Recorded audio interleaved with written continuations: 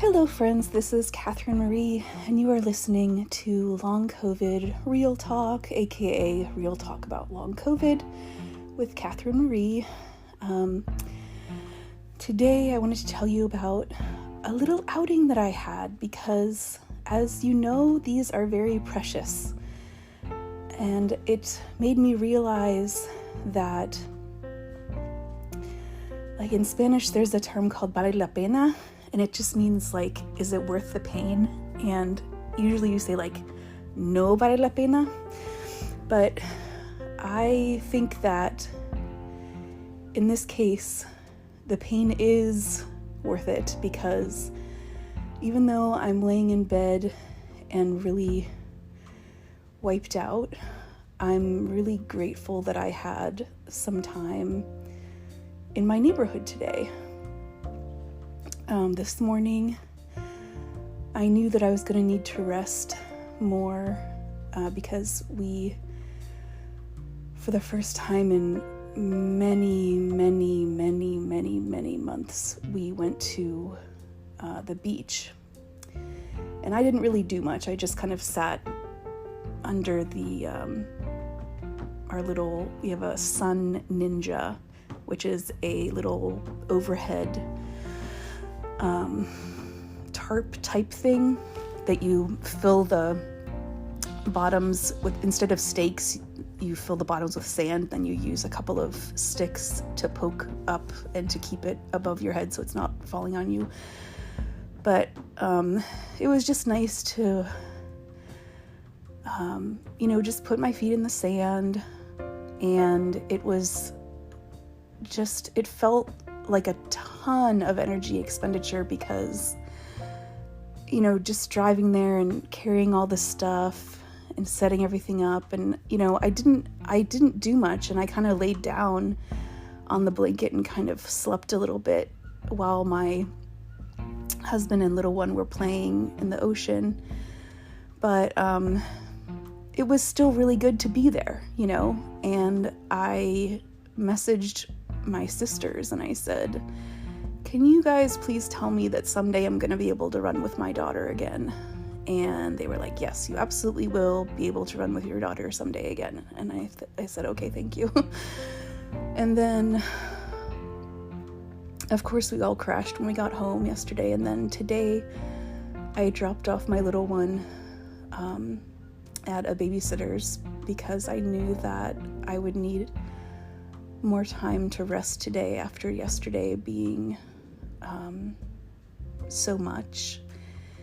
And I dropped her off, and then I decided, we're in the new neighborhood now, and I decided to do something for myself and get a pedicure because I hadn't had one since my, I think 2 rounds of family ago. I think I had a pedicure when they visited. So I found a local place and I went in, and it was a lovely time. It was so cute how everyone interacted and all the regulars, and they were asking me where I had moved to because I said I had just moved to the area, and they said, oh yeah, that's a really nice area. And it was just a really nice ambiance or vibe or environment, and they did a really nice job with the pedicure. My feet were getting so dry and gross, and I don't know why. I don't know, but they just have been feeling so much better since then. And I also found a UPS that's close by, and I drove by on the way home to check it out because I do a lot of returns, mainly Amazon returns, and I just need a place to know where I need to go to return everything. So, but getting back to the little salon in the neighborhood, it was really, really cute, and I became grateful for the ability that I can still drive, at least when I'm feeling okay. Well, okay is a relative term, but I'm glad that I can at least drive at all, because I know a lot of people with long COVID can't drive at all, and there are times where I can't drive and times where I know it's not safe for me to drive, so I don't drive. But I felt lucky today that I was able to drive, and all of these little ladies, these elderly ladies, they were so cute, and they were talking about how they needed to hurry up and get their hair done or whatever because their husband was going to pick them up in an hour and a half, or their granddaughter was going to pick them up or something like that. And it just gave me a sense of appreciation for still having the ability to at least sometimes be able to drive. And yeah, because I just realized it was something that I didn't need to, it was a stress that I didn't have to worry about, trying to get done with whatever I needed to get done at the salon before I was picked up to go home. So yeah, so I just said, oh yeah, go ahead, you can go ahead. And I said, I don't really have anywhere to be, and it was nice because I could sit down the whole time. So that was good. And I could lean back the chair as much as I wanted. And it was just a really nice experience. And I got iced coffee and a couple of donuts for my husband on the way home. And of course I sampled a donut. I mean, who wouldn't sample a donut, right? And then I came home, and I'm really, really tired, but I had a really good little period of time, and I'm really glad that I did it, even though I think I'm going to be sleeping a lot of the rest of the day, because it was really good for my mental health. It's such a difficult balance to stay, to try to avoid post-exertional malaise, but also have enough time with other people socially that you don't feel completely isolated.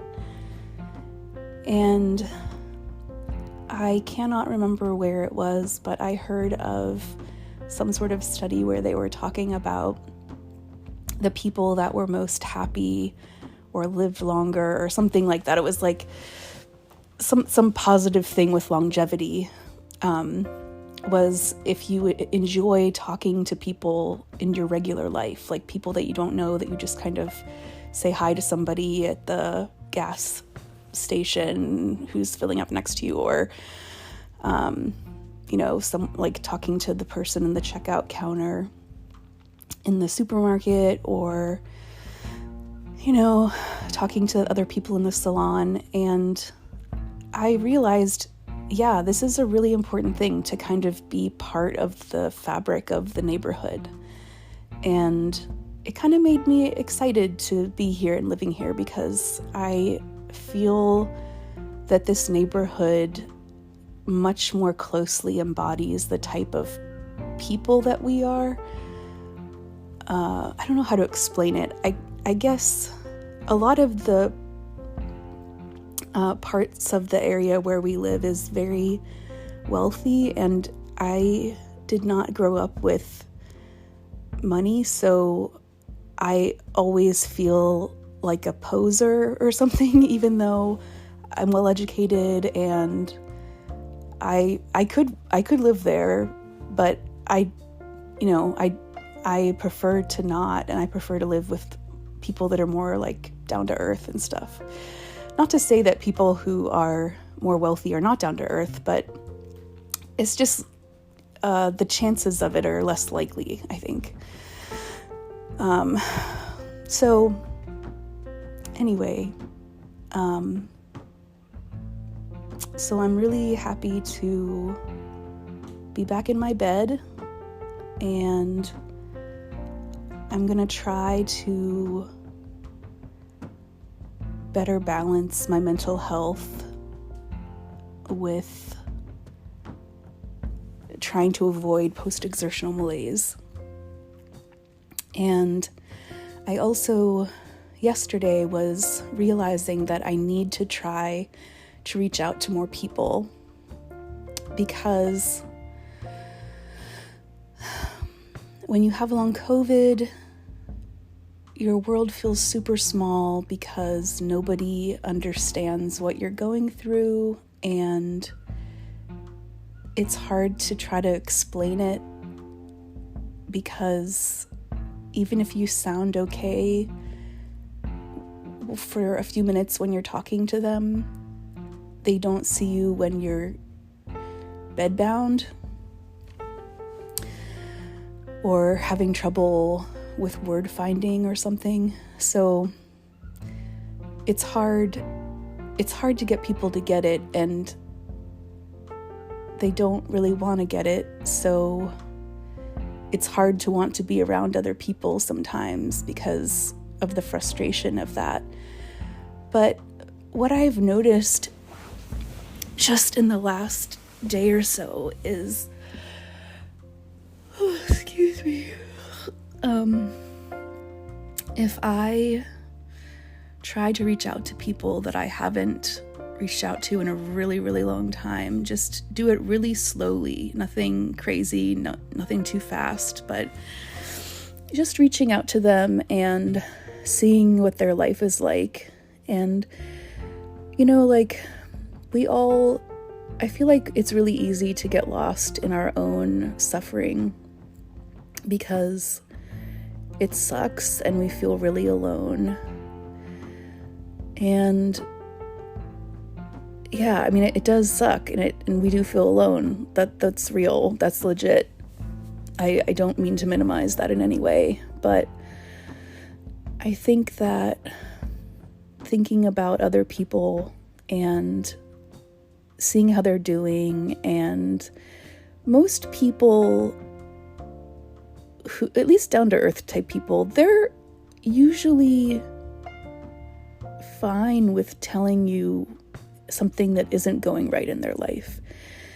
And if you are willing to lend a listening ear to somebody who is needing to vent about something or talk about something in their life that is not going well, then you've done a great service to the world and for that person. Because everybody needs to be listened to, everybody needs somebody, everyone needs people to care. And although it's rare that they will be able to return the favor because they don't know what long COVID is, or they don't understand how much suffering is involved with it, it still helps to listen to somebody else's problems and to feel, well, at least you're not alone as far as having problems, even if they don't understand it the same way that you wish that they did. It still helps. It really does. And it's just nice to have other people to think about other than my own misery. So I was talking to a friend of mine who said, I haven't talked to them in probably 3 years, and they said that they said I was going to be fine. Don't worry, I'm going to be fine. I'm going to be back at it before I know it. And it was kind of like, okay, yeah, thanks, because they don't know what's really going on, right? They don't understand long COVID, but it was an attempt to try to make me feel better. And then I found out that, their kid had just graduated. And so I'm going to try to make them a little stuffed animal, to send to them. So it gives me something to do, and it gives me something else to think about besides just focusing on my own misery. So anything that we can do that gets us to look outside ourselves, I think, is a worthwhile endeavor. And I was even thinking while I was in the, what is that word?